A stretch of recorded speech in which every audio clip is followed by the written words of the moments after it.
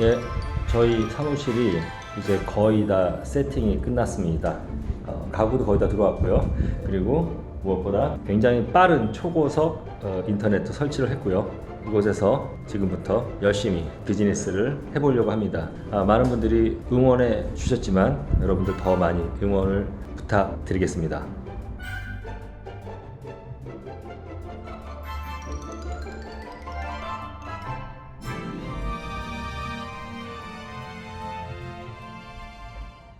네, 안녕하십니까. 네, 20년 이상 해외에서 생활하고 있고 사업을 하고 있습니다. 그리고 일본인 아내와 국제 결혼해서 지금도 일본 오키나와에 정착해 살고 있는 나름대로 해외 경험이 풍부하다고 생각하는 저의 이러한 경험담을 여러분들과 함께 가감없이 솔직하게 공유하고 있는 국자아재예요. 반갑습니다, 여러분. 오늘은 제가 또 일본 이야기로 돌아와서 일본의 관료주의에 대한 얘기를 한번 해볼까 합니다. 제가 일본에서 이제 일을 시작한 지가 얼마 안 됐어요. 그래서 여러 가지 것들을 느끼고 있고요. 또 제 구독자님들 중에서 일본 경험이 많으신 분들이 계시거든요. 그분들과 얘기하면서 또 많은 것들을 배우고 있습니다. 저는 지금 일본인 파트너 겸 사장님과 같이 일을 하고 있거든요. 제가 그분을 사장님이라고 부르는 이유는 금전적인 투자를 그분이 하셨고 저는 제 능력을 투자했거든요. 그래서 저는 이제 주니어 파트너죠. 그리고 나이도 저보다 서너 살 형님이시기 때문에 제가 일단 파트너지만 이제 당연히 사장님으로서 존중을 좀 해드리는 입장이에요. 같이 회사를 경영하고 있습니다. 아무튼 근데 이제 이분이랑 이제 대화를 하면서 정말 제가 또 많은 걸 배우게 되는데 이런 일이 있었어요. 얼마 전에 이분이 저한테 자기는 일본 조직 문화에서 가장 큰 문제점이 노를 하지 않는 문화라는 거예요. 그래서 그 노를 하지 않는 문화 때문에 문제점도 모르고 그 문제점들을 모르기 때문에 개선의 여지가 없다. 이것이 일본의 조직 문화에 있어서 가장 문제라고 생각한다라는 얘기를 하시더라고요. 이 소재는 제가 지난주인가 지지난주 라이브 때 다루었던 소재인데 그때 혹시 제 실방에 참여하셨던 분들은 다시 한번 들어주셨으면 감사하겠습니다. 그런 얘기를 하면서 저한테 우리 J상은 제가 이제 영어 이름이 J거든요. 그러니까 이분도 이게 쉬우니까 J상 이렇게 불러요.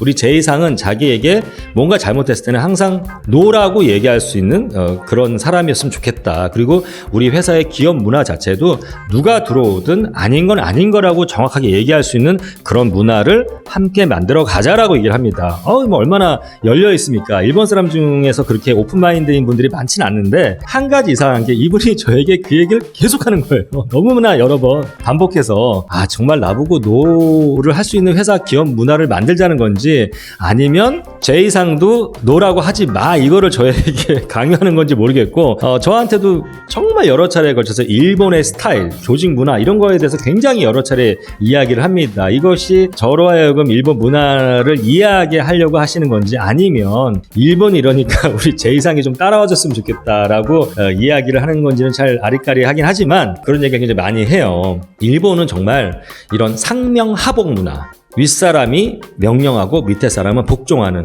이런 조직 문화가 굉장히 강한 것 같습니다. 우리나라의 한 70년대, 80년대의 그런 문화, 그런 스타일인 것 같아요. 물론 우리 한국 같은 경우도 당연히 윗사람이 어떤 명령을 내리면 밑에 사람이 그 오다를 따라서 일을 하지만 그럼에도 불구하고 한국 같은 경우는 좀 더 자유롭게 아닌 건 아닌 겁니다. 이런 문제점들이 있습니다라고 좀 자유롭게 윗사람이랑 얘기할 수 있는 그런 문화인 것 같은데 일본은 정말 그렇게 얘기를 못하고 안 하는 문화인 것 같아요. 왜? 얘기했을 때 튀어나온 돌이 정에 먼저 맞는다고 이지매를 당하거나 윗분들에게 밉보였을 때 본인에게 처해지는 어떤 분리 이런 것들이 두려울 수도 있고요. 그리고 또한 괜히 나섰다가 본인이 또 책임을 져야 되는 일본 사람들이 책임지는 것에 대해서 극도로 두려워하는 부분이 있기 때문에 그런 이제 이유들이 있다고 저는 생각이 듭니다. 그래서 이런 것들도 하나의 관료주의지 않나. 밑에 사람이 윗사람에게 자신의 생각과 이야기를 제대로 표출하기가 어려운 그런 문화.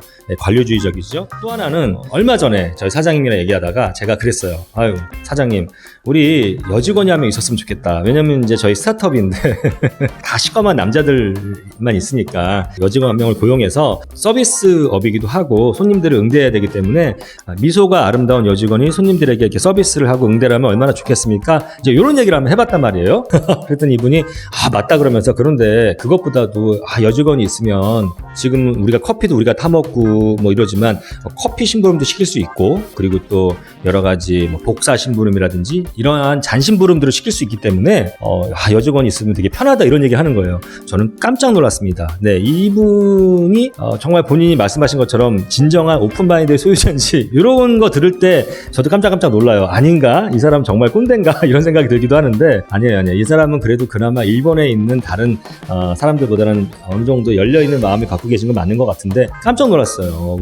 요즘에 대한민국에서 여직원한테 커피 심부름 시키고 그럽니까? 어디가 복사 심부름 시키고 쓰레기통 비우고 난리 나죠. 그런데 일본은 여직원들이 지금도 너무 자연스럽게 커피 심부름, 차 심부름, 복사 이런 잔심부름들을 많이 하는 문화인 것 같습니다. 그리고 제가 느끼는 거는 이 한국이 그래도 여건이 일본보다는 많이 신장이 되었다라는 생각이 들어요. 요즘에는 뭐 또 약간 민감하지만 뭐 페미니스트 뭐 무슨 반페미니스트 난리가 아닌데 아무튼 일본에 비해서는 우리 한국의 여건이 훨씬 높다라는 느낌을 받습니다. 자, 그리고 또 하나 재밌는 것은요. 일본의 이 사회 초년생들 이제 뭐 공부를 마치고 막 입사한 초년생들은 일본 기업에서는 기대를 별로 하지 않는 것 같아요. 그래서 처음에 들어오면 왜 우리나라도 왜 시집 가면은 며느리가 벙어리 3년, 장님 3년, 김어거리 3년 뭐 이런 말이 있듯이 일본도 처음에 이제 입사를 하게 되면은 정말 그런 식으로 아주 가치가 별로 없는 잔심부름들을 계속 하게 된다고 하더라고요. 이제 그것이 하나의 이런 관행처럼 그리고 어떤 그러한 것들을 통해서 나름대로의 기업 문화, 기업의 꼰대 문화죠. 예, 그런 문화들을 이제 배워 나간다. 예, 그리고 일본 같은 경우는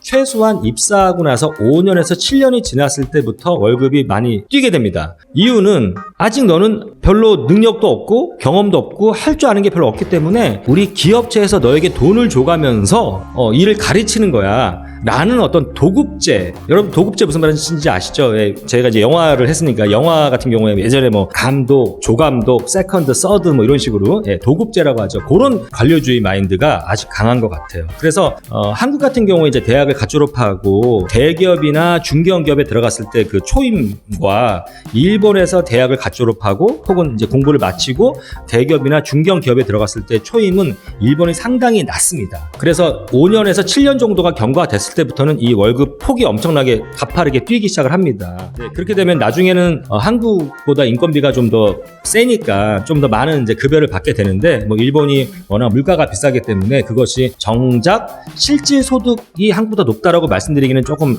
아리송한 부분이 있지만 아무튼 그렇습니다. 그래서 일본에서는 사회초년생들이 정말로 김어거리, 뭐 장님, 또 벙어리 이런 이제 마인드를 좀 가지고 직장 생활을 해야 된다라는 것들이 사회에 깊이 뿌리 박혀 있는 것 같더라고요. 물론 요즘에 이제 뭐 IT 기업이라든지 또 국제화 되면서 이런 인터내셔널한 그러한 이제 기업체는 좀 다를지 모르겠지만 이제 기본적인 건 그렇다는 거죠.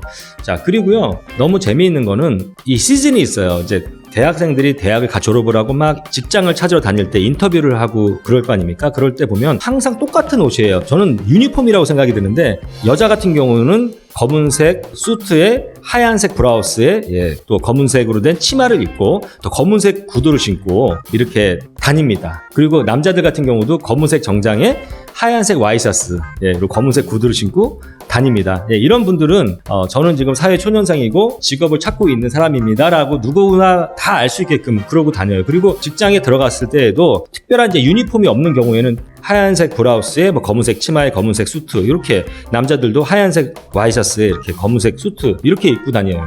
그래서 누가 보더라도 저 사람은 이제 사회의 초년생이구나라는 거를 만인이 알 수 있도록 아주 획일적으로 그러고 다닙니다. 저는 그것도 굉장히 좀 재미있는 그러한 풍경이기도 하죠. 네, 그리고 정말 재미있는 게 제가 저희 그 파트너 분이랑 같이 일본의 잠재 거래처 혹은 잠재적인 파트너가 될 수 있는 그러한 회사에 가서 이제 미팅을 하게 되잖아요. 그쪽에서도 한 명과 미팅할 수도 있지만 보통 거기 사장님이랑 직원 혹은 뭐 부장과 과장 이렇게 한 2명 정도 같이 미팅을 할 때가 있어요. 그러면 정말 그 직급이 낮은 직원은요 회의를 하는 뭐 1시간, 2시간, 3시간 그 회의하는 동안에 말을 한마디도 하지 않습니다.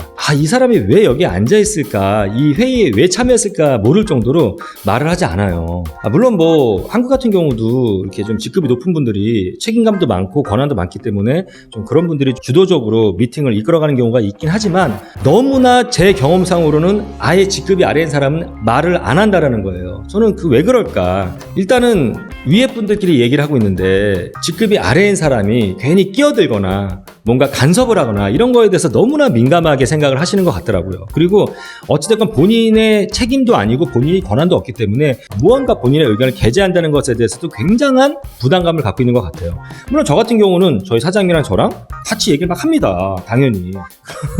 예, 재밌죠. 그러니까 이런 것도 하나의 어떤 관료주의가 아닌가라는 생각이 듭니다. 그래서 일본의 이런 조직 문화, 물론 한국도 상당히 많은 스트레스를 받죠. 그 조직 생활을 하면서 살아남기 위해서는 윗사람 눈치도 봐야 되고 또 부당한 어떠한 그런 윗사람의 어떠한 처우에 대해서도 말 못하고 스트레스를 받는 그런 경우 무지 많지만 조금 일본 같은 경우는 다른 각도인 것 같아요. 한국 같은 경우 당연히 예를 들어서 뭐 부장님이 일이 안 끝났어 막 일을 하고 계시면 밑에 부하 직원이 함부로 퇴근하기가 좀 눈치가 많이 보이지 않나요? 요즘은 안 그런가? 아, 그냥 나간다고요? 아, 요즘 바뀌었구나. 하여튼, 뭐 제가 젊었을 때는, 지금도 젊지만, 그때는 좀 그런 눈치를 봤단 말이에요. 근데 일본 같은 경우는 그런 눈치는 안 봐도 돼요. 일이 딱 끝나면 대부분 그냥 부하 직원이라 하더라도 이렇게 짐 딱 챙겨서 그냥 나갑니다. 그런데 어떤 거냐? 윗사람한테 절대 노라고, 혹은 이건 아닙니다라고, 혹은 이런 걸 바꿉시다라고 얘기를 안 한다라는 거예요. 못하고. 예, 이 문화가 굉장히 차이가 있지 않나라는 생각이 들고요.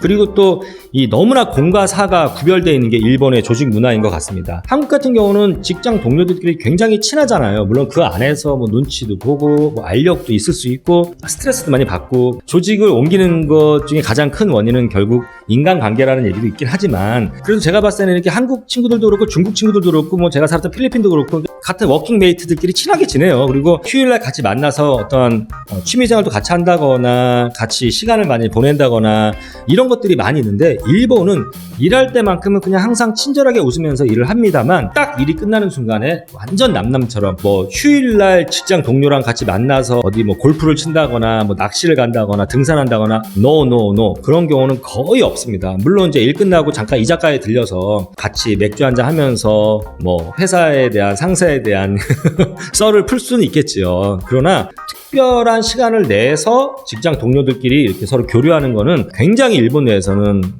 어색하고 그런 경우가 거의 없다라는 것. 그런 것도 되게 다른 것 같아요. 아무튼 제가 일본에서 이제 일을 시작한 지가 얼마 안 됐지만 뭐 시간이 더 지나면 지날수록 좀 더 다른 각도에서 다른 부분으로 느껴질 수도 있겠지만 아직까지 느낀 부분에 의해서는 일본의 이런 관료주의 문화가 굉장히 심하지 않나. 그래서 이런 관료주의 문화로 인해서 그리고 상명하복 이 문화 때문에 일본 조직 내에서는 개선이 되게 힘들지 않나라는 생각이 듭니다. 이것이 바로 경쟁력의 저하를 불러일으키지 않나. 제가 늘 얘기하지만 소니는 삼성을 이길 수 없다라고 제가 얘기하는 원인 중에 하나가 요즘같이 4차 산업혁명, 5차 산업혁명까지도 거론되고 있는 이런 시기에 누군가 총대를 메고 빨리빨리 결정을 하고 치고 나가고 그래도 이길까 말까 하는 이 치열한 어떤 국제 경쟁 속에서 이러한 관료주의 문화 그리고 책임을 회피하려는 문화 이런 문화들이 일본 기업체와 조직의 경쟁력을 약화시키는데 일조하지 않나라는 생각이 듭니다. 네. 뭐 다음엔 제가 또 일본에서 일을 하고 사업을 하면서 느껴지는 장점에 대한 얘기도 좀 해볼까 해요. 네. 제가 이렇게 좀 단점을 얘기 많이 했더니 또 어떤 분들은 마재님 일본에 대한 좋은 점도 좀 얘기해 주세요. 이런 분들 계시더라고요. 네. 한번 제가 또 국제화제 시각으로 변변치 않은 시각이지만 또 장점에 대한 얘기들도 좀 해볼까 합니다. 네. 제 이야기가 재미있거나 공감이 가신다면 좋아요와 구독 부탁드리고요. 저와 생각이 다르신 분들도 예의를 갖추어서 댓글을 써주신다면 여러분들의 소중한 관심, 댓글 찬찬히 보도록 하겠습니다. 네, 이상 국제화제였습니다. 감사합니다.